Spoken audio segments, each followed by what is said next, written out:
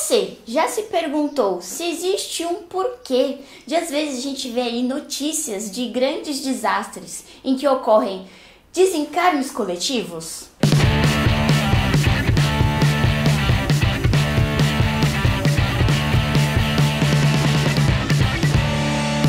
Oi, boys and girls, tudo bem com vocês? Aqui quem fala é Carol Oliveira do Meninas Espíritas e hoje a gente vai falar sobre um assunto sério: desencarnes coletivos. Sempre que a gente vê aí na TV notícias de desencarnes, acidentes, desastres naturais, etc., a gente fica meio pensativo, não é mesmo? Mas só pra gente dar uma geralzona assim. Essa questão dos desencarnes em massa, né? Eles sempre ocorreram ao longo da história da humanidade.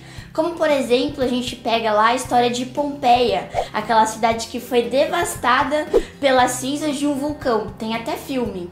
Ou, por exemplo, quando a gente vê as guerras, né? A gente vê as câmaras de gás que rolaram na Segunda Guerra Mundial, ou então desastres naturais como os tsunamis, ou então as Torres Gêmeas. E aqui no Brasil, os casos que ficaram mais famosos, como por exemplo, o caso de incêndio lá no edifício Joelma, que teve aqui em São Paulo no ano de 74, o caso da Boate Kiss, que muitos jovens morreram lá, e também o caso que chocou o Brasil e o mundo, que é a queda do avião do time, né, da Chapecoense. E agora o mais recente, Brumadinho. Então sempre que acontecem essas coisas, a gente fica se questionando do porquê, né? Por que isso é permitido? O primeiro ponto e o mais importante, a gente às vezes questiona Deus nesse momento, né?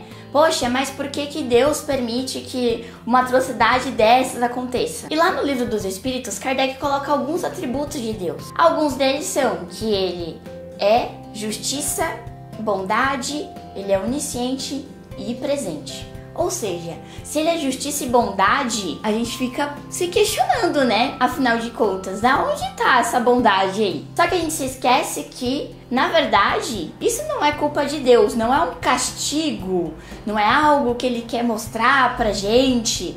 É simplesmente uma prova e expiação dos nossos débitos. Nós vemos aqui com o propósito de evoluir e para isso a gente precisa passar por algumas provas e expiações também. E nesses momentos de provas e expiações, a gente tem que ter consciência que lá antes da gente reencarnar aqui na Terra, a gente fez alguns combinados. Então a gente sabia do que era necessário, quais experiências eram necessárias a gente passar aqui encarnado para que a gente entendesse alguma lição ou tivesse algum aprendizado e assim conseguisse evoluir. Mas tem uma coisa que nós espíritas temos sempre mania de fazer nesses momentos.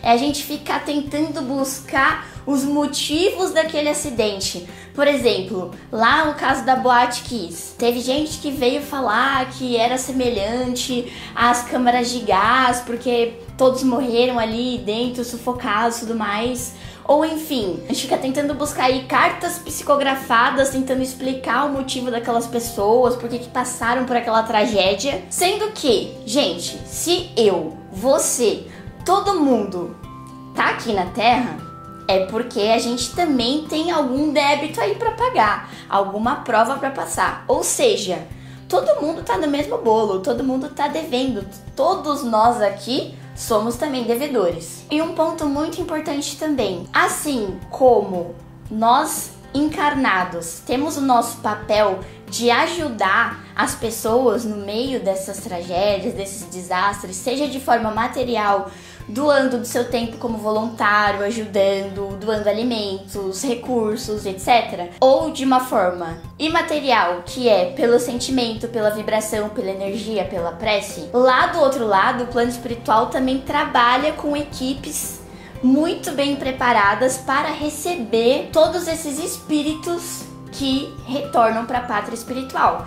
Isso é retratado, por exemplo, no livro Nosso Lar, de André Luiz por Chico Xavier, onde eles relatam, por exemplo, na Segunda Guerra, várias colônias do mundo inteiro receberam irmãos que estavam desencarnando assim em massa. No filme mostra exatamente o momento em que essas almas desencarnadas saem aqui da Terra e vão diretamente para o Nosso Lar, onde eles são recebidos por equipe de resgate que vão ajudar ali na condução daqueles espíritos para acalmá-los, levá-los ali nos hospitais para eles recobrarem ali as energias. E mais uma vez a gente deixa claro aí o aspecto consolador do espiritismo.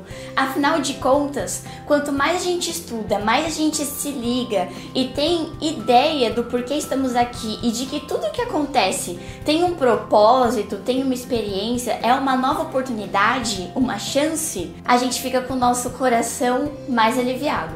E você, comenta aí. Ainda tem dúvidas a respeito de desencarnes coletivos? Comenta aqui pra gente. Eu vou ficando por aqui. Beijos, tchau!